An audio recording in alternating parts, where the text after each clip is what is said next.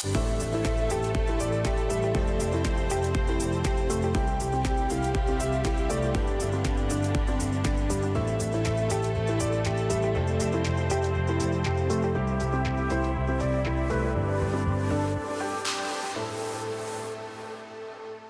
to Your Health. I'm your host, Rhonda Alfred. Joining us on this episode is Bunnie Authement, Radiology Manager at Terrebonne General Health System, and Nicole Bourgeois, Physician Assistant at Gulf Coast Orthopedics.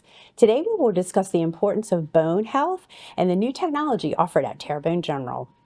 Welcome to the show, Bunnie and Nicole. Hi. Thank you. All right, well, let's get started with you telling us a little bit more about yourselves and your roles. Bunnie, go first. Hi, I'm Bunnie Authement. I'm the Radiology Manager at Terrebonne General. I've been here for 27 and a half years, had many different roles, but my current role is basically supervising and managing the imaging departments. Okay, and Nicole. Yep, as I said, my name is Nicole Bourgeois. I am one of the physician assistants at Gulf Coast Orthopedics. I have been a physician assistant for the last 19 years, mostly doing orthopedics, and moved recently here 6 years ago as a practitioner helping taking care of our patients at our office. All right, we're going to talk about a very important subject today, bone health. So Nicole, let's get started with you. What is bone density and why is it important for your overall health? Yes, ma'am. So bone density tells us how strong your bones are. And it's important for our overall health because as we get older, there's a natural decline in our bone density. And we don't want you to fracture a bone or have any other health issues with your bone density. So bone density just tells us how strong your bones are. Okay, and we have a way to measure that, right? We're going to talk about that in a second. So at what age do the bone density start to decrease and decline, and why? Yes, ma'am. So usually we build bone up until age 30, and then after that we slowly start to decline. We get more decline after the age of 50, usually because of decrease in our hormone levels, whether it be estrogen or testosterone for men, as well as low levels in calcium and vitamin D or chronic health issues that can cause a low bone mineral density. Okay, what are some risk factors for why this happens? Yes, ma'am. Risk factors for why it happens usually is, the number one is age, hormone imbalance, chronic conditions such as rheumatoid arthritis, diabetes, use of medications that can cause osteoporosis like long-term use of steroids, and then decrease in physical activity, usually because one, we're getting older, or two, because of pain. So how can someone assess their bone health for conditions like osteoporosis? Yes, ma'am. So the way we usually do that is the first thing is with a bone mineral density or DEXA scan. That gives us a T-score to let us know how strong your bones are. Usually the more negative the number is on our T-score, the worse off our bone density is. We can also do it with physical exam as well as lab testing can help us with your bone mineral density.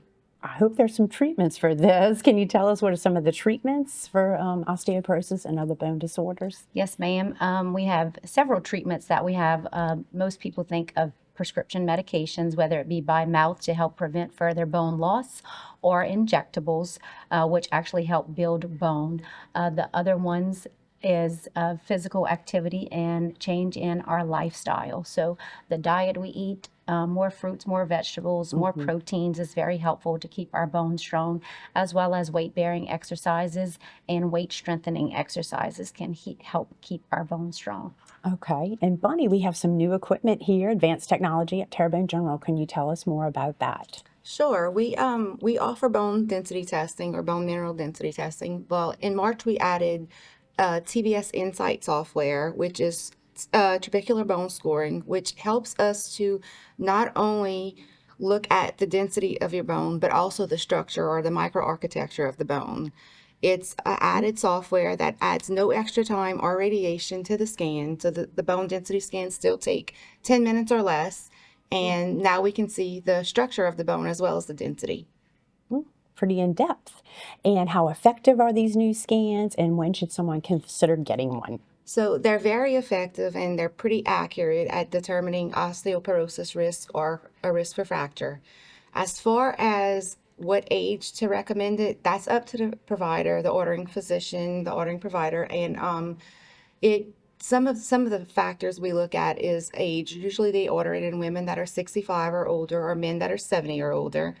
If someone's got a family history of osteoporosis, if there's been a loss of height, like an inch and a half loss of height in the past year or so, and if they've had a fracture after the age of 50, that's some of the things we look at that we've noticed that they're getting, they're ordering these exams for. Okay, it's very helpful to have this diagnostic capability available.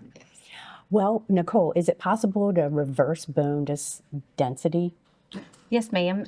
With consistent treatment, specifically medications, nutritional supplements, a better diet, lifestyle changes. Another one I didn't say was smoking is yeah. a big risk for osteoporosis. So with all those, and weight bearing and weight strengthening exercises can definitely help improve your bone density. Why is good bone health so important? Yes, ma'am. As we age, we get more fragile and we're more likely to fall. And with falling, if our bone density is low, then we have an increased risk of hip fracture, wrist fracture, back fracture, and the morbidity and mortality of that significantly increases. So we're trying to prevent that fracture from happening. All right, well, I'm so glad we have this technology available. Thank you so much for sharing the tips and tricks and what to look for and the advances that we have at Terrebonne General Bunnie. Thanks for having us. For more information about bone density testing, visit tghealthsystem.com.